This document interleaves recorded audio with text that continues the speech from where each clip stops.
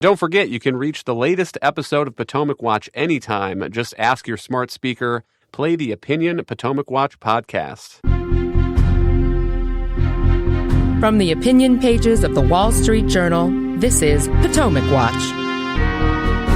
Welcome back. Let's turn to a big economic story. There are furloughs that are beginning at Boeing. Tens of thousands of employees, according to the news headline today at CNBC, after the Boeing Machinists Union, about 30,000 workers in all decided to go on strike, turning down a 25% raise over 4 years. That was the company's offer.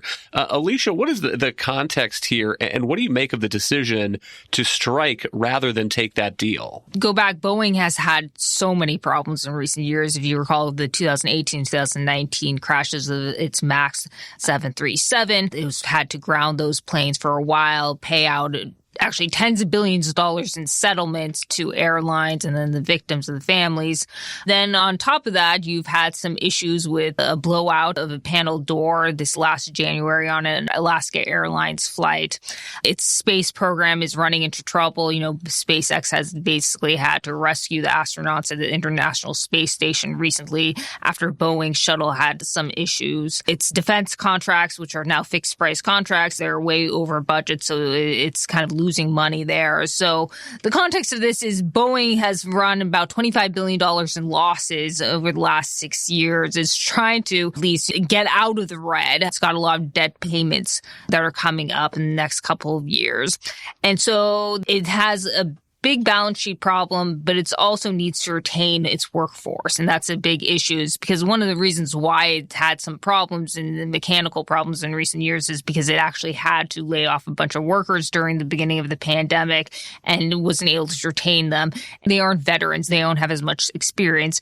It takes time to train them, and the mechanical problems crop up. So the machinist units are trying to leverage their power. They've seen a number of strikes in the UAW. Most recently, last fall, they were able to get a 25% raise plus cost of living adjustments. So the machinist unions here are trying to actually get a similar. They want a 40% raise, believe it or not, over the next 4 years. A restoration of their defined benefit plans, which was scrapped about a decade ago. But the issue is that the Boeing just doesn't have the balance sheet to support that. And the union has a little bit of leverage, but their other problem is that, well, if they strike for too long, this is just going to be another reason for Boeing to shift more plane production to its new factory in South Carolina, which is what happened after its last big strike in 2008. Monet, what do you make of the White House's role here? On Friday, during a press briefing, Karine Jean-Pierre was asked, how is the president reacting to this? What's his message to those workers? And what she said is that administration officials are in touch with Boeing and the machinists. She encouraged them to negotiate in good faith and work towards an agreement that gives employees benefits that they deserve, sort of lending the White House's weight on the side of the machinists, suggesting that the current offer is less than the employees deserve. And President Biden has often called himself the most pro-union president in history. He broke a tradition in 2023 by appearing on a picket line for the United Auto Workers, the first sitting president to go and march on a picket line, Monet. Is this an appropriate role for the president of the country? Well, on the one hand, I do think that it's no surprise to hear the Biden administration weighing in on behalf of the protesters, given that, as you mentioned, they already broke decades of precedent by throwing their weight in with United Auto Workers and their strike against the big three automakers, and Joe Biden actually showing up at that picket line. And so he understands that he wants to continue to take every opportunity to signal his alliance with union workers and with union organizations, which are obviously crucial as the election draws nearer in funding the Democratic Party's campaign efforts and getting out the vote with their own workers and with a lot of people in related industries across the United States. So there was no chance when we got a major strike like this with tens of thousands of workers that Joe Biden wasn't going to weigh in. On the other hand, I think it's actually somewhat surprising how relatively restrained his endorsement was of Boeing compared with the United Auto Workers. And I think that there might be a little bit of political cynicism behind that, too.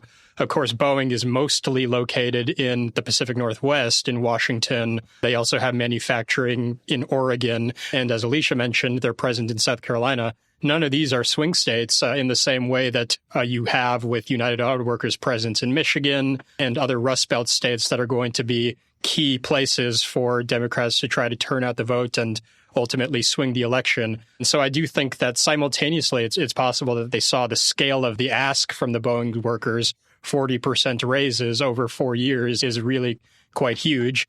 They probably also understand how key Boeing's output is for American defense and for the U.S. economy, and that Boeing is going through dire straits financially, and it's going to be very hard for them to actually meet the workers where they want to strike the deal. But ultimately, I think the fact that Biden didn't really go all in on Boeing's side has more to do with the fact that it's a little bit less politically urgent for purely geographic reasons. Alicia, we'll give you the last word, but these are the figures from the Journal's editorial on the strike. It says that manufacturing employment in the Seattle metro area has dropped by 19,300 over the past decade.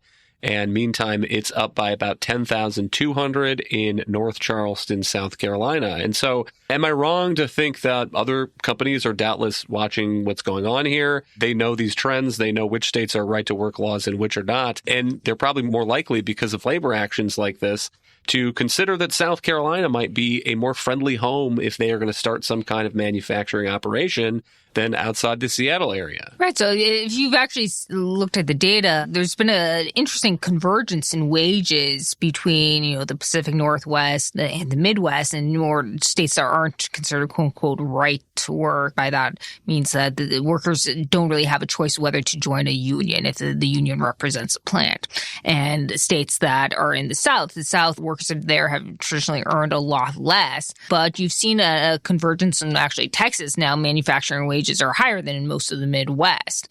And one reason for that is that the employers have actually much more control over their workforces. Their plants actually tend to be more productive. They may actually earn slightly less on the margins in some fringe benefits, but the workers actually have a direct relationship with their bosses. The better, more productive workers can get paid more. And so this is why you're seeing more and more manufacturers shift their production, shift operations to these states. And the Boeing strike just gives them another reason, too, because the unions actually are showing that they don't care about how well the employers actually do. I think the Biden administration actually made a good point that it helps both when a company succeeds. And the problem I think these unions have lost focus of that is that when an employer or a business doesn't do well and hurts, that actually hurts its workers. And that's actually part of the Boeing's problem right now is the company isn't doing well, so it actually can't offer as big of raises to the workers. Thank you, Alicia and Monet. Thank you all for listening. You can email us at pwpodcast@wsj.com. If you like the show, please hit that subscribe button, and we'll be back tomorrow with another edition of Potomac Watch.